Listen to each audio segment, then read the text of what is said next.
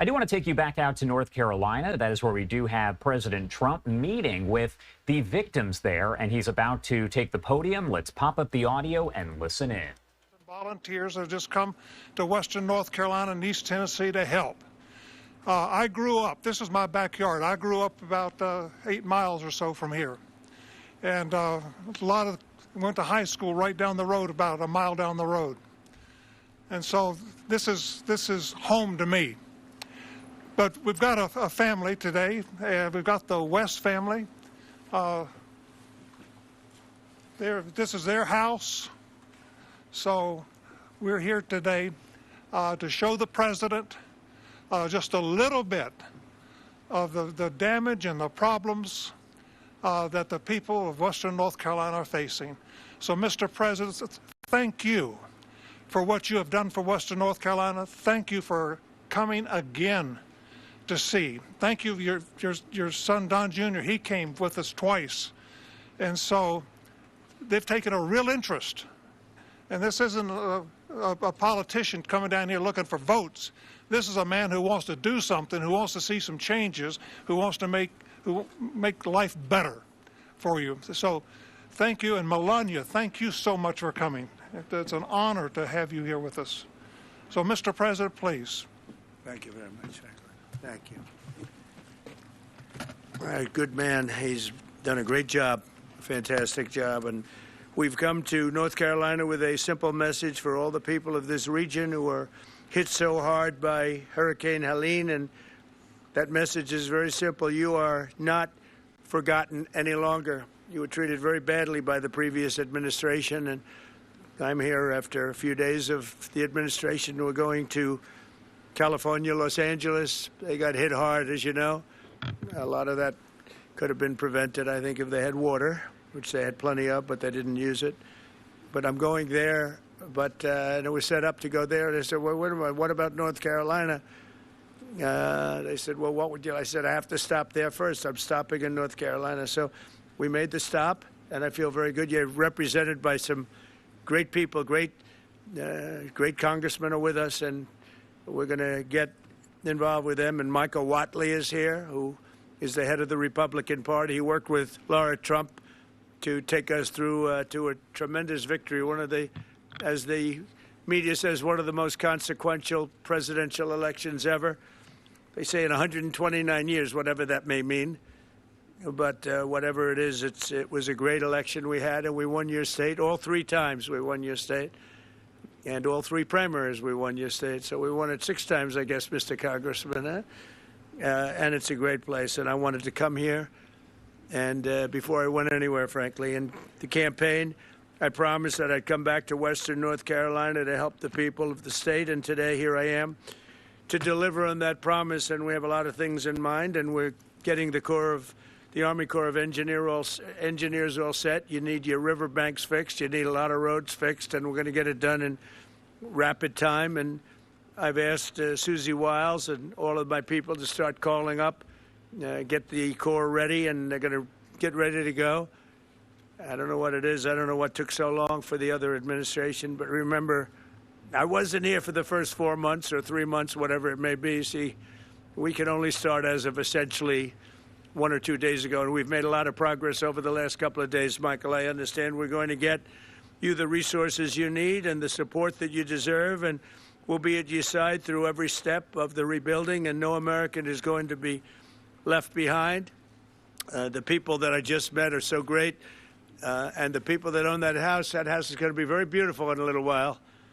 And who knows, if Franklin decides, maybe he'll rip it down and build him a new one, because sometimes he can do that just as easily. But we're going to take care of the people.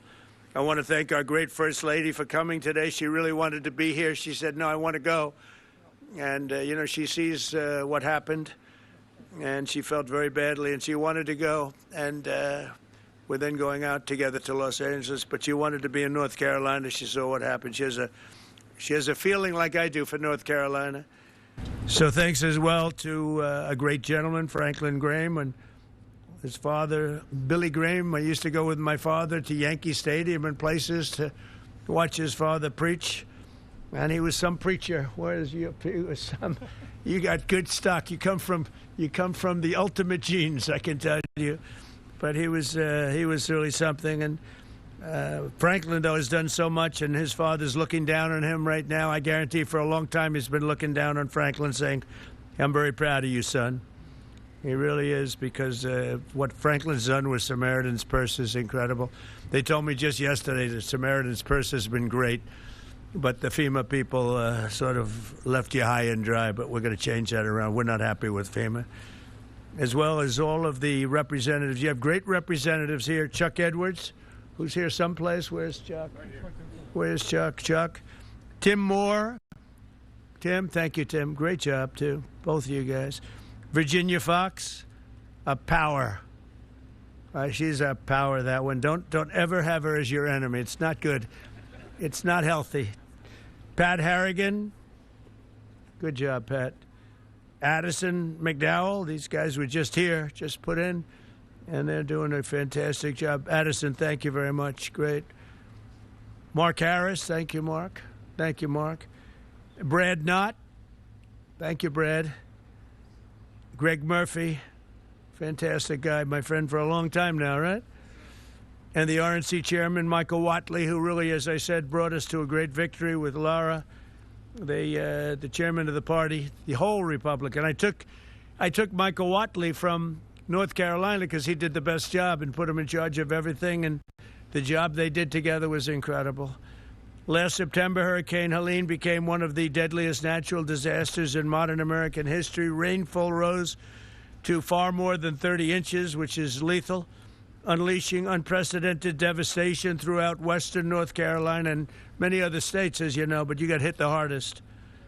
The highest responsibility and deepest obligation of the American government is to protect its people, and that's never truer than in times of emergency like this. Unfortunately, our government failed you, but it wasn't the Trump government. It was a government run by Biden. What a terrible situation. But our government failed the people of North Carolina in this horrible crisis. For 2 months, Asheville lacked running water, and even today, some North Carolinians can't take a hot water shower. They can't drink water. They don't know where to get it. It's delivered to them by some, or they just go out and somehow find some. It's been 4 months since the storm made landfill, and still 180 roads remain closed and in ruins. Earlier this month, the Biden administration kicked 2,000 displaced North Carolinians out of their temporary housing into freezing 20-degree weather. I don't know how they did that one, because it was cold, even while your government provided shelter and housing for illegal aliens from all over the world.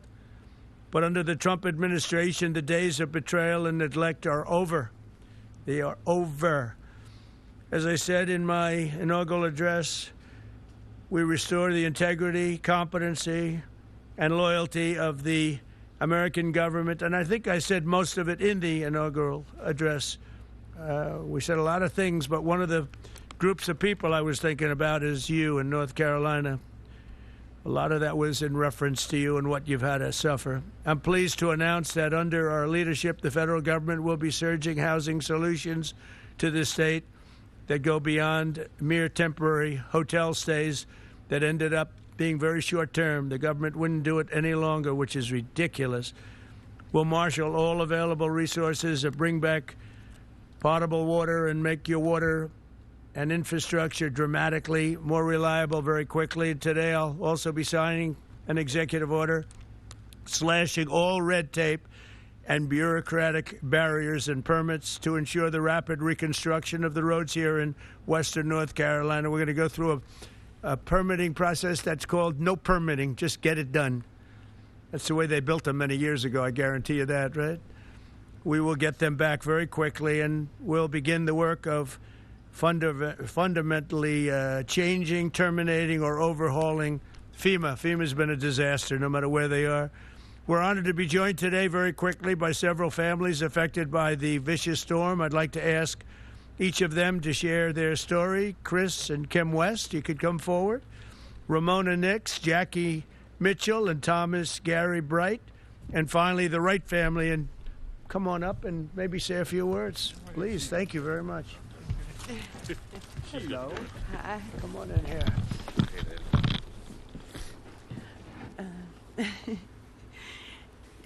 Whenever it started, we started moving our vehicles to the top of the road, and by the time we got the vehicles moved, the water had already hit our ankles in the house. And so I grabbed my purse and my little pug dog, and my husband grabbed the dog food and put it in a trash bag, and by the time we got out into the driveway, it was already waist deep, and there was sticks and that kind of thing. I didn't think I was going to make it, but we did make it out, and we made it to the top of the road, and we were kind of stuck there for hours because we couldn't get out any of the ways because it was flooded all the way around. It took us hours, and we sat there, and finally it receded enough to where we could actually get out. It was probably like close to midnight, and it started like 5-6 o'clock in the morning. We just lost everything that we had. Didn't even have a brush for like 3 days. So, Go on over. thank you. Okay, good. Would you like to say something with that beautiful baby? So, hey. When the hurricane storms hit North Carolina, hit our home, my daughter and my wife and I were actually out of town. But unfortunately, my dad was still at home, and my mother was staying at our house with our animals. And the waters got so high that it actually lifted between that and the tornado that came through, or microburst is what they've been calling them, and lifted his home and the house that I grew up in and crashed it into our barn. It took away his business. It took away all of our tools and tractors and everything needed to keep the farm going. And my mother was trapped in the house, and there was no way to escape because the water got so high. The only thing she could do was ride it out and wait till the waters came down. So we've been doing a little bit of battling with our insurance and FEMA. We did have proper insurance with flood insurance and homeowners insurance, but since we had proper insurance, FEMA's not been able to assist us with a whole lot of things. And again, we've been having some issues with trying to get some payout for our insurance in a timely manner. We had to do mold mitigation on our home, which is extremely expensive, before the structural engineer even came out in order to get our flood payout. And to me, that was not really acceptable. Has the insurance company been responsive or not really? Not so much. Again, Give you the money they have to give you? I'm hoping so. And we need some assistance with that. We reached out to an attorney. What's the name of the insurance company? North Carolina Farm Bureau. You've got to move it, right? Yep, That's terrible. that's what we're after here. Are a lot of people having that problem too? With the insurance companies, general? Different insurance companies? And they're all difficult, or just the one particular one? I've heard different stories from others, and Have a you lot heard of folks some are. more responsive? And I've heard some good instances of even Farm Bureau themselves, but in my case, they'd send out a third-party adjuster immediately. Well, they wound up firing that third-party adjuster group. He gave us a quote for a much higher estimate than what we Did received, you get fired? and then he got let go. Yeah, he got fired. So then they brought in another third-party adjuster to come in and lowball us. We've not received any kind of, so the flood insurance is our primary insurance, and so there was roof leaks in the home that the inspectors found, the adjusters. Well, that contributed to us losing some of our personal property as it come in the third story where there's no, or second story living space, where the flood water, well above the flood waters. So they've neglected us for. Your mother saved? Yes, she's saved. So Yep, you wrote her down? she's right here. Okay. So we made it. That was not exciting, right? That's right. How scared were you? Very. Did you think you were going to make it? No. You didn't think so? Nope. I just started praying. So you were sort of on a boat. Your house became a boat. It's a big pontoon. That's some story. It was a Would you beach like to house say something? on the steps. I'll bet this guy would like to say something. I can tell. I was next door to the house, and my son was out of town, so when he came in to Charlotte to my sister's, he called about 2 in the morning because at midnight the water was still in the stream, within the banks.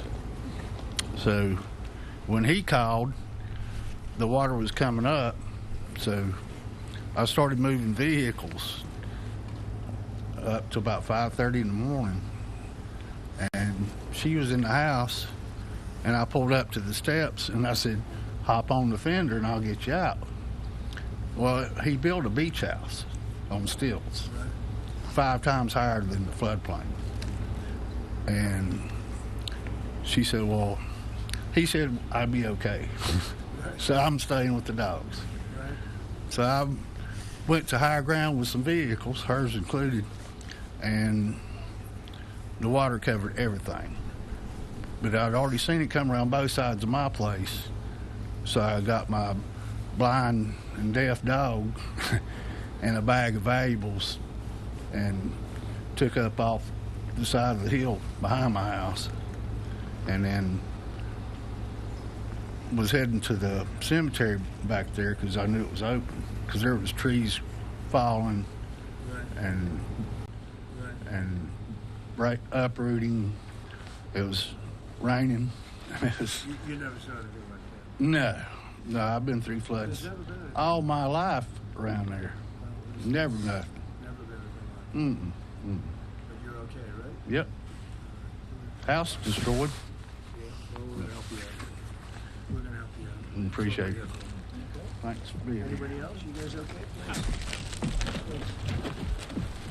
Our day that morning began a little taller with some trees falling into our house, which our house is goes back 4 generations, 80 years, and never came close to flooding. And we woke up with trees about 4:30 or 5 in the morning, and our house sits 3/10 of a mile back off the road. And the water, we've had flooding and such in the lake, but nothing like we saw. And like most everybody else, we moved 5 vehicles this far up, and lawnmowers and everything else. And the water started coming in the house. And when I got up to about ankle high, we have a loft. I got her up in that and tried to gather what you might want, which was totally random. And when it made it to the loft and started getting up to about her hips, I built a little makeshift ladder, and we got out on our roof, and we spent 4 hours on the roof. I had a little baggie. I did notes on my cell phone to my 2 kids and my 2 grandkids, and something to identify me in case we were lost in it. Did you think you were gonna make it? No, we're. Oh, you didn't? Yeah, we didn't think we were going to make it at all. I mean, our house was 25 feet underwater. So you didn't think you were gonna live? No, we were watching houses, trailers, bodies coming by us. And we live in the Azalea Road area in East Asheville, O-Team. Yeah, we watched our garage float by. Just lift up. Yeah. But, we got to a point where it crested about 4 feet up on the roof. We took about 3 or 4 hours for it so we could kind of do everything in reverse, and got out in the mud to higher ground.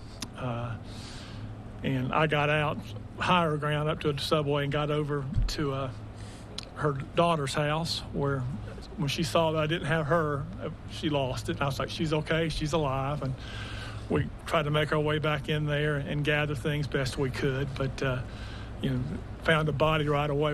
There was about 8 bodies in our area that first 2 weeks located. And we were lucky we weren't one of them, and blessed.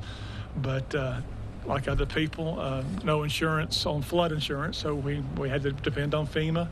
They did what they could do, and of course it's not enough. Yeah. Yeah, that's crazy. But again, we're thankful to be alive, but it's a long haul. What are you doing now? Staying in a camper. I've never been, if y'all notice, I'm a big guy. I don't sleep in campers very well. And the first night we spent in the camper, very grateful with the Asheville Dream Center coming through with one. And Do you still have the land? Oh yeah, it's family land. Yeah, the land, it looks like a beach now. It's sand, but Can it be built on? yes, Do you intend to do that? yes. You want to build again? Yeah, Samaritan's Purse. We're working with them. We're working with people. It's 80 years, 4 generations. But the house is totally gone? No, the house is there. It's down to, they came in and mudded it, but everything in it was completely destroyed. But it's tough. I think we're at a point in Asheville where people's forgot about Asheville, and it's stagnant. Everything is stopped. Yeah.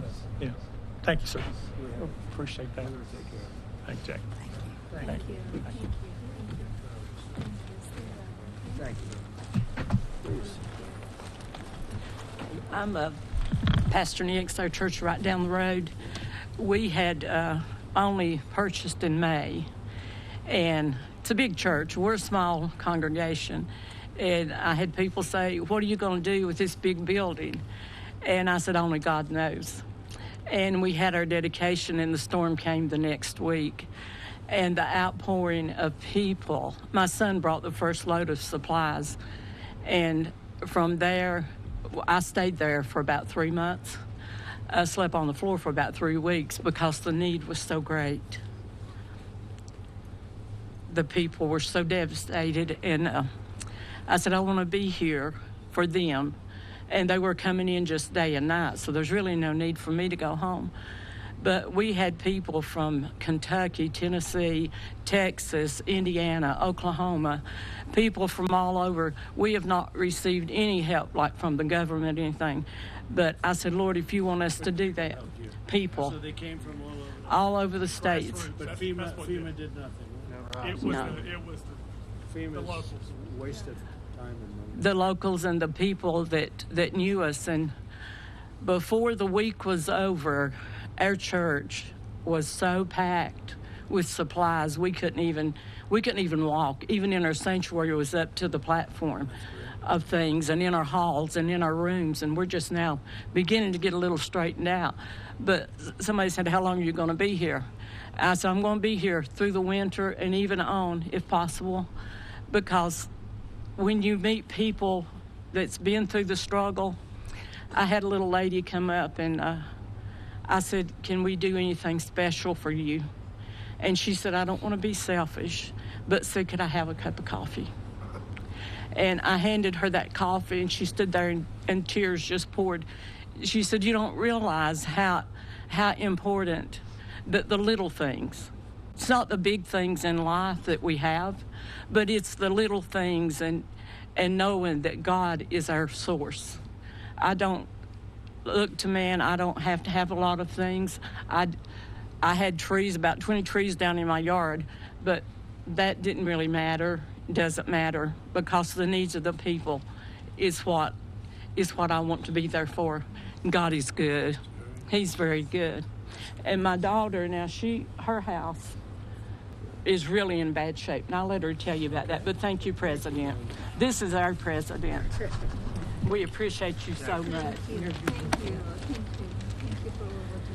I live out in the Fairview area of North Carolina, and near the Bat Cave, Lake Lure area. And our area was hit. It was hit really hard. I was home alone, and my husband had stayed in town because we take care of a little lady that's 98 years old, and she lives out in the woods by herself. And I said, just stay with her and make sure that she's okay. And I got up the next morning, and my first thought was, I want to go see what our road and bridge looks like. So as I was making it down to the road and the bridge, there was no road and bridge. And so, here we are, we're like at a little island, we can't access the main road or anything. And then the fire department came by the next day and said that they were evacuating me and my neighbor because a landslide was going to come. And they told me to get my stuff and get ready. And so while I was getting my stuff and getting ready, there was a knock at the door, so I thought it was the fireman. And I went to the door, and there stood my 21-year-old son. His name's Nathan, and he had drove as far as he could to get to me, but he hiked 5 miles, and it took him a really long time. And he got there, and he said, "Mom, grab a bag, we gotta go." And I said, "Son, there's no way I can hike out of here." And he's like, "No," he said, "we gotta go." So we started hiking out, and I seen one of my neighbors who she had no clothes on. Her skin was like chunked up. It was just, she was blue. She had been in the waters, and where she had went or I don't know, but it horrific is just all I can say. But then as me and my son hiked on out, we went through where this place, we call it Craigtown, but there were like a lot of family members there that passed away, like 11 of them, and there were people out everywhere looking for their loved ones, and there were dead bodies. You know, my son's like, "Mom, you're going to see things you don't want to see," and so anyway, we got through all that. But I stayed at our church in our sound booth. My husband and I, we just slept up in the sound booth for a couple of months because we didn't have power or anything for about 2 months out there. And then we went back. I've been fighting with FEMA since day one. Our community, there's like 32 homes. We don't have a road and a bridge. We're driving through our neighbor's property. You know, I went to EMS and I said, look, my concern is if we have a fire or we have an emergency out here, you're not going to get to us. You can't get those big trucks up here. And I've called and called and called FEMA. And, you know, I said, this happened on September 27th. That's 4 months ago. Well, for us, today is still September 27th. You know, we haven't had help.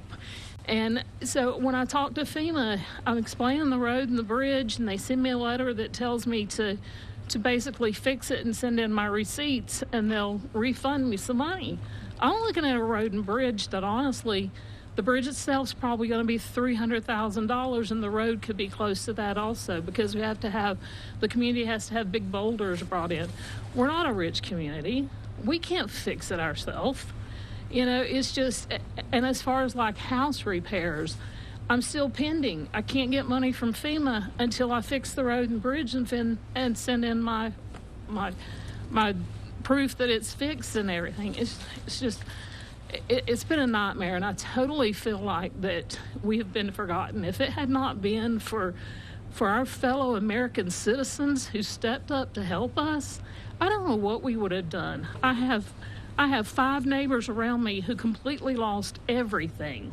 You know, I have damage to my house, and I don't feel entitled. I'm embarrassed to even say I need help, because, you know, and sometimes there's even that survivor's guilt is what they're calling it, but you feel guilty to even be alive sometimes. You know, when you look around, you see your neighbors that are gone, and it's just, you know, we need help. I wrote a letter to send to Congress. You know, I don't understand what's going on. If we can't get FEMA help, then will you guys help us? Will you step up and be our fellow citizen? Will you step up and be our neighbor and send us something? Help us get our community back. I could go on. It's just I don't know, it's just heartbreaking. I appreciate you. Good daughter you have, huh? Good daughter. Take care of Mom. And your son must be great. My son is great. No, he sounds like a real leader and smart. He really is. Hike how in. How would you have been if he didn't come and get you? I don't know.